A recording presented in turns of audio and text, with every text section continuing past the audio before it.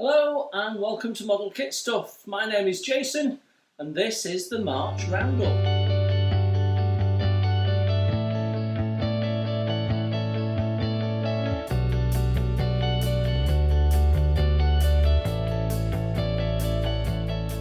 So hello and welcome everybody. Now if you're one of the 200 or so new subscribers that I had in February and you've not seen a roundup before, let me first tell you what this is all about. So once a month at the start of the month I do a little video which talks about what happened in February, the roundup bit of it, and then we talk about what's coming up in the month ahead. And it gives you a view of what to look out for and so on and so forth. And if you've missed something, you can think, oh, I'll go back and go and see that. So that's the idea of the roundup. They prove to be quite popular. Lots of people tend to come on and watch them over the first week of the month. So we kicked off February with the Lusitania. What a lovely, lovely kit. 70s kit. In some respects showing its age, but in many respects still a really nice kit, and with a little bit of work could really be quite a stunning showpiece when done, and quite a popular first impressions video it was too. Now I'm still umming and ahhing over photo etch for that. If I was going to buy some, it'd be the gold medal models set. The trouble is a lot of the sets are shared with Titanic stuff, and when you have a look at it, actually most of what you're getting is for the Titanic, and I already have a 1350 Titanic and I already have every imaginable bit of photo etch 3D parts and turned brass and so on for it, so even a lighting kit, so I don't need any more Titanic parts. So the only things I'd be interested in the railings, and there are some railings, particularly around the bow areas, that would be specific to the Lusitania. So I'm probably going to end up buying the gold medal models etch. It's a horrid website to buy from. In fact, I've been looking at different websites recently, and I think one of the things that we might be doing in the course of March is just having a review of some different websites. And for those of you who are coming back to modelling and you can't go to a bricks and mortar shop anymore, there is so many shops out there. Which websites are good, which websites are not so good. So I think it's about time we had a little bit of a look at that, because I don't think people really do, and there are some big differences. So that's the first thing that's coming up in March, which came out of me looking at photo etch for the Lusitania in February, and then one of the viewers happened to comment that they used to go to a couple of model shops in Manchester that are no more, and where do you buy this stuff from now? Well, it's a bit of a minefield, so let's help you guys navigate it, shall we? Next up in our first impressions was part 3 of the Revell 1350 Tirpitz first impressions, and there was never really an intention to do 3 parts. It came out of the fact that going through the photo etch in the second part of that first impressions series, I realised there were some key bits missing, so I went out and bought some additional etch, and then we compared the two and asked the question, do you need more etch, and if you do, where would you get it from? And I think we came to the conclusion that you do need more etch, but when you have got etch in the kit etch is better. I think that was the conclusion. But if you want to understand how I got to that conclusion a little bit better, go and see the video. 40 minutes of photo etch fun. Then we had that lovely Airfix Flying Fortress, which was by far my most popular first impressions video of February. Lots of people enjoyed that video. I got some interesting comments. People were clearly very interested, and I think that's going to have to move up the to-do build list somehow. I've never built a Flying Fortress. I look back on everything that I've built since I was 5. I've never built a Flying Fortress, so I'm well overdue for doing that. So that's something we'll have a look at, seeing how we fit that in to the build series at some point, maybe this year, maybe early next year. I don't know. We're already in March. Where's the year going, for heaven's sake? But yeah, a popular video and a really nice kit actually, and in that new hard plastic. So if you've missed that, that's now the second kit I've had from Airfix. The other one being the 148 de Havilland Vampire, both in really nice hard plastic. Now, someone said while I was watching another premiere on someone else's channel that Airfix had moved their production back to Britain. Well, as far as I'm aware, that isn't true. Certainly the brand new kits that I've had all say India, and my understanding from the Airfix designers who gave a talk during the course of February is that the tooling is done in China, the manufacturing is done in India, and that is still the case. What they've clearly done though is change the plastic, and I think that'll be something I would like them to talk about in their next little talk. So I'll keep my eye out for that and feed back what they say. Then we had a change of plan. I had to bump the Tamiya 300 SL first impressions, which I had to bump that because something arrived. That, and as it was new out, I wanted to get it straight out, so that's what we did. So the Stug 3 with interior kit, what a cracking model that is. And I have to say, those of you that have already seen the video know that there was some damaged parts in there. So I did speak to Miniart, and all credit to them, without any quibble whatsoever. They just wanted some photographs to understand what bits were broken. No nonsense, they've sent replacements out in the post, so within a couple of days it was all sorted, and they should land with me probably this week. And that was really it for first impressions, other than it sort of wasn't. We did the build introduction to the 80th anniversary Tiger build, which will be a diorama, as most of you I guess by now know, and that was sort of a first impressions. As one viewer pointed out, without any instructions. Well, I did film the instructions as it happens, and that was another hour. So it would have been a two-parter, and the intention was to actually introduce the build by having a look at the star of the build, the Rayfield's initial production tank. Very nice kit as it happens. Just shame that they got the box wrong, but if you want to understand what's wrong with the box or what's on the box, then go and watch the video. I explain it in the first 10 minutes or so, I think. But yeah, a really nice kit, and in the second part of that, which we shall get going in March, we will have a look at what we're using in the diorama. If you've never built one of those Miniart diorama building and base type things, then what I intend to do is really show you step by step how to put them together, because there's a bit of a knack to them, a bit of a trick. If you're not careful, they can trip you up a little bit. So hopefully some nice tips in there, and because they are lovely when they're finished, they really are. And whilst we're on the subject of Miniart, I have added another item to my stash. So as well as the Stug 3 that had been on pre-order for quite some time, I finally got hold of a kit I'd been after for a little while, and it came up and I had the opportunity to get it at quite a heavily discounted price. So I snapped it up, and there it is. Look at that. It says big kit, like their kits aren't big kits anyway.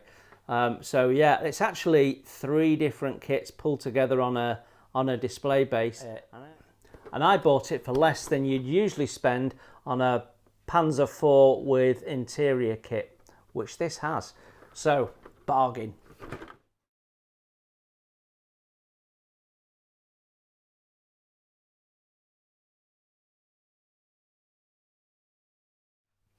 So in tools, we looked at the new or newish Humbrol sanding pads, which are really more like sanding sticks because they're that hard. Quite hard foam. There's not much in the way of giving them at all, really. I've continued to use them since I did those videos, and I continue to enjoy using them. It's just their size, their depth and width that which limits them a little bit. So I use them when I can. I quite like them. They're certainly a handy little thing to use, but they haven't started wearing out or clogging up or anything like that. So yeah, I'm still quite happy with those. So when it comes to build, we had a bit of a perfect storm, and we really struggled through February, if I'm honest. In the first instance, I added an extra build for the month of February, which was the car, which we'll talk about in a minute. Secondly, I've been nursing a frozen shoulder, and there's been some days when it's been so difficult to do anything that I've not been able to do any modelling. And we have fallen behind with our builds, and I'm now in a position where I'm hand to mouth, whereas I prefer to be a little bit ahead. In March, I need to catch up if I can. The shoulder is getting better. I now have another health issue, but that's something else that we need to work through. Right now, my priority is building models. So the small scale car group build thing, a small car for a small month build. What a load of fun that was. That mini art kit is really, really detailed, and typical of mini art, lots of fiddly bits. So the only thing I struggled with a little bit was the fit of the grille, which then sort of had a knock-on effect on the bonnet a little bit, and that was really tricky. And it's my experience of mini art kits is sometimes because of the way they've engineered them, it can be a little bit difficult to get the fit absolutely spot on, and then that knocks everything else out. So but yeah, I really struggled with the positioning of the grille. Everything relied on a little lip at the bottom, which wasn't a very positive fit, and you needed to prop it up at the back, but that was separate parts. So as I only had 2 arms and no skills of magic, I should have used my magic wand over there, shouldn't I? I did struggle, but it all came good in the end, and I was really pleased with the finished product. Now, that is going to go on a diorama at some point that is planned for the winter, which is going to include some other cars, lots of people, lots of buildings, a tank, and a FAMO tank transporter. So that's all coming up at the back end of the year as we hit the winter. That's my next big project. But a big thank you to everyone that followed the model car build. I don't build cars very often, so I'm by no means an expert. I had a lot of fun. I got some new people following the channel as a result of that build. Welcome to all of you. I hope you enjoyed the build too. And what a load of great fun that was. I believe they plan to do it every February, so I might have to buy another car because I don't have any more small ones really, and yeah, well, maybe we'll see. But my intention, if they're doing it again in February, I'm going to be doing it again. Queen Mary 2, one of the first builds of February, and lots of positive feedback with Stephen's walk round of the deck and the inside of the Queen Mary 2. We have more of that coming. Getting to grips with the inside of the ship is something that you wouldn't normally experience when building a model ship. You're just focusing on the outside. So it's a really nice way of exploring the whole Queen Mary 2 experience a lot more and immersing yourself in it. And somebody made the comment that we were actually starting to construct quite an important historical document for the future, which, yeah, I guess we are. So I'm really enjoying the build still. I've sort of had to stop it for a little while, which the eagle-eyed of you will have noticed that we pushed the build back and skipped a week and did 2 weeks of the hurricane, but that was purely because I'd run out of material to get on, and I'm not going to do a substandard video. Those videos are important and to me, and I need them to go out in the way I intended. So I wasn't going to rush it, and I wasn't going to do a half-an-hour video, and I wasn't going to pad it out. I'd rather push it back and get it right. So that's what we did. We've been focusing on the front of the ship and super detailing that, and she's looking really, really nice with some very, very tiny scratch bit parts. And so we've got wooden deck to come, we've got some more stern deck action to come, and then we've got all those rooms to go in. So at some point in March I'm going to book a couple of days off work because we're a quarter of a way in and I've not had a break yet. And guess what I'll be doing with those couple of days? Painting Queen Mary 2 rooms maybe. We also had another hour of HMS Fly, and it was a difficult video that, and when I was editing it I was really struggling to try and keep it punchy, but we had to talk planking fan. It's a difficult subject to A, explain, and B, have it be interesting, I guess, but it needed to be talked about, so I got through it the best I could. Hopefully everyone understands a planking fan now, and how to make one on a spreadsheet, but the build itself is progressing, as you just saw. We're nearly finished getting the first lot of planking done on the hull, and we do have a bit more fly coming in March on our first ever Wood Wednesday, so keep your eyes out for that. It won't be a full hour video, it'll just be some hints and tips as I've gone through that process of doing the hull. And on the live chat we had a visit from Nigel from Nigel's Modelling Bench, which was lovely, and he was asking loads of questions. It was clearly quite interested in what we were doing. So yeah, it was great to see Nigel, and there's more and more people coming onto those Saturday 9:00 p.m. Greenwich Mean Time videos. So all of my build videos go out as a premiere with live chat, and you're always welcome to come along. I have regulars there that come every Saturday, and then we have one or two different people depending on what the build is. So different people, different interests, and that's great and fine, but the more the merrier. It's a great way of talking about the hobby, not just the video, and if you've been too busy talking, you can always go back and watch the video again anyway. We also did some more on the Hurricane, and that kit is building up very nicely indeed. I've not had any major issues, one or two, a gap here or there, but that's about it. But yeah, in your world, you're up to fuselage on the wings and getting ready for priming was, I think, the last thing you guys saw.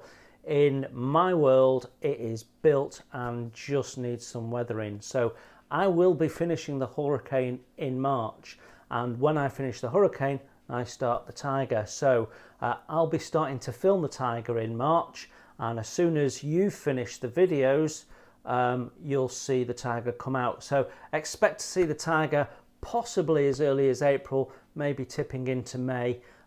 Just depends on what we do with the videos, because I want to get the Hurricane out of the way, but I want to get far enough into the Tiger build that there's no interruption to those build videos when they go out. So if I start building in March, and get myself through into at least the middle of April before a video goes out, then I'm probably 2 videos ahead. That's comfortable for me. So anyway, that's where we are with the Hurricane, and that's where we are with the Tiger. Now, as we all know, there was a subscriber special, and we got the results in February, and the result was you all wanted, surprise, surprise, to see a wingnut wings being built. So just making it rarer, everyone's bumping up the value of their own kits. Well, so be it. Yeah, that is the current plan, and if you wait at the back end of the video, you will see everything I've got build in plan, and it'll run at the end telling you where I'm up to with everything. So and you can press pause and just have a look at that. Oh, and we also had that cheap as chips plane jig. By that I mean absolutely free.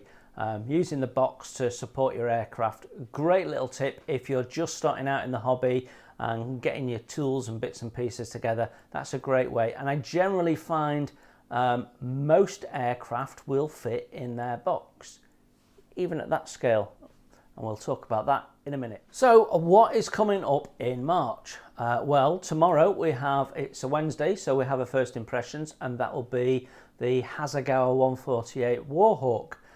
Quite an old kit now, but it's an interesting little first impressions video, so don't miss that if you like your aircraft kits and you've never built that one. So there's quite a bit coming up in the first impressions actually. We have the USS Langley. If you remember, that was a kit I got at Christmas that we talked about in the February roundup. So we've got that coming along. We've got the Daswork JU126 coming along, which has been mentioned recently by Andy's hobby headquarters, and he might be using that on his diorama rather than a tank. So that's already filmed and ready to be edited. And we've got the ICM German fire truck coming along, and also the Airfix Hawker Hunter coming along. All of those are filmed and waiting to be edited and slung out, so I know that we've got March covered off in that. And we're also going to have an extra because we're going to do a Wood Wednesday in there as well. On a Wood Wednesday, we look at wooden things. So it will be a little bit of an update on where we are with HMS Fly, and then it could be a tool review that's specific to wooden kit building, or a book review, or something connected with building wooden model kits.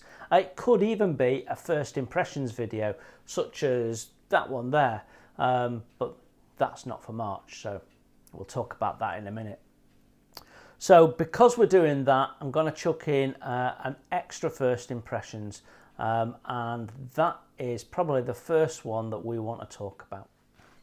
So some of you might have been seeing the really, really lovely Matchbox memory lane videos that Peter Oxley's been putting out. He's put out, I think it was a series of 3 that had 5 videos in it, something like that. And they were really, really good, a real memory lane jogger, and it did something for me. It reminded me that I had unfinished business with Matchbox. So Matchbox was my brand of choice in my sort of early teenage years, so late 70s, early 80s, because there was a toy shop in the village where I lived that exclusively stocked Matchbox. So that was one reason, and the second reason was they were really cheap. So I built primarily, not always, I did build some aircraft, but I primarily built armoured fighting vehicles. And the beautiful thing about a Matchbox armoured fighting vehicle is that they came on a base. A bit like this, in fact, exactly like this. This was one of my favourite Matchbox kits. This one's not quite finished. When it is, I will be showing you probably just one video, the whole build of it. I've been building this while I've been doing other things, so you know, watching the TV or whatever, I've just been chipping away at this. Quite a lot of fun. So when it's done, we'll be chucking a video out of that. That could be March, could be April. But my unfinished business actually is that there is one armoured fighting vehicle 1/76 scale kit that Matchbox produced that I didn't build. Only one. I've built all the others, and a couple of them I've decided to revisit, but there was one I hadn't done. So we're going to do a Matchbox first impressions video, and in that it's going to be, yeah, definitely the first double first impressions I've ever done, and we're going to have a look at these two. So we're going to be having a look first at the Firefox. This is a Fairey aircraft, and I used to work for Fairey, so I am trying to build all the Fairey aircraft models that I can. So this seemed like a really nice one to tackle. because it's 1/72 scale, which is the scale I prefer for the fairy stuff if possible. So actually this was still in its cellophane wrapper when I got it, and I am intending to build it, Peter, sorry. But yeah, so there's a first impressions video where we have a look at this. Hadn't been opened since 1983, and so we will open it on camera together. We'll take the cellophane off and we'll have a look inside together, so that's a lot of fun. And then we're going to review this, which is 2 French tanks on a lovely diorama, so we'll have a look at that. This is the one I never got to build.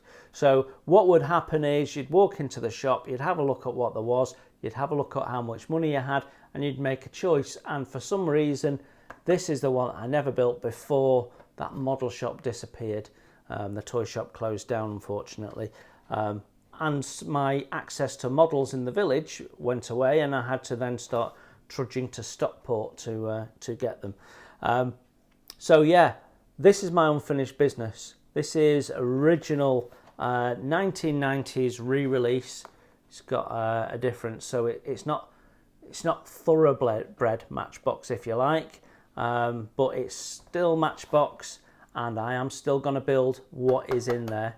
But we're going to do a first impressions first, and then we will build these at some point. There'll probably be palette cleansers in between some bigger builds during the course of the year, so look out for that. The other additional video that you'll see is my trip to Liverpool's Maritime Museum. So we did Portsmouth last year and lots of people like that. This year we've done the Liverpool Maritime Museum. It would have had a lot more models in it, but one of the floors that has tons and tons of model ships in was closed. So we did manage to cram some model ships in and some other bits, and there's a good walk around the Second World War area, the Titanic area, and generally it's ships and ships. I've also thrown in a quick look at the Cunard building, which is almost next door but one. I didn't put the White Star building in because there was scaffolding up around it, but we'll perhaps do that another time. Gives me an excuse to go back, doesn't it? So that's coming up as well, a look at the Liverpool Maritime Museum. So I know some of you that don't live in the UK might find that interesting. Another thing that may be happening in March, and I don't know yet exactly, is we might be doing another one of those just for fun builds. So we did one last year when we did the Airfix MiG from the original Top Gun film, and we just stuck it together, and there you go. So I did that again over Christmas. It was really difficult to do my build videos over Christmas with the kids at home and everything going on, and stuff had to be packed away and so on. So I really struggled, but nothing's going to stop me building models. So I built an absolute American icon, and probably no one's ever going to guess what it is until it comes out. So I've built it, I've videoed it all. I did it over a course of 2 weeks over Christmas and New Year. It's built and in the bag. I've just got to cobble the videos together and turn it into 1 or possibly 2 videos. It's a really, really old kit, but there is nothing more American than this aircraft. Anyway, that might be coming out in March, hopefully coming out in March. Also in March, I'm planning on doing a little comparison of wood overlay decks. So if you're buying into model ships for the first time, or you're fairly novice at that, and you haven't bought wood decks, or you've only perhaps bought one brand, I'm going to try and take you through every brand of wood deck that I'm aware of, and compare them all and tell you which one is my favourite and why.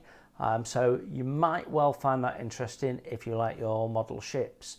Obviously, sometimes you're a bit limited to what you can get hold of, But this will give you an idea of what you're going to get if you buy that brand, if nothing else. But yeah, it's quite interesting, and actually I taught myself some stuff because I've never really compared them.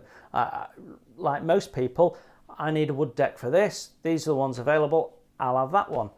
Well, when I compared them, I actually surprised myself a little bit at some of the differences. There's quite big differences between some of these decks. And as always, in March, I'll be filming more first impressions videos. Now, I don't think I've got any pre-orders due to me unless Airfix pulls something out of the bag from the ones that we did in the new year.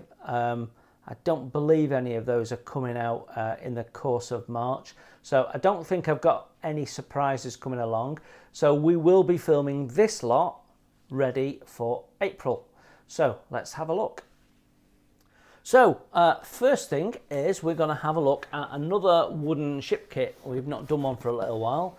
So this is an Amati kit. Amati do lovely wooden kits. As we saw when we looked at the runabout, this is a fair bit smaller, I'm glad to say, at 1/100 scale. And it's a Chinese junk, but in a pirate configuration, so it has some cannons on it, which is quite interesting.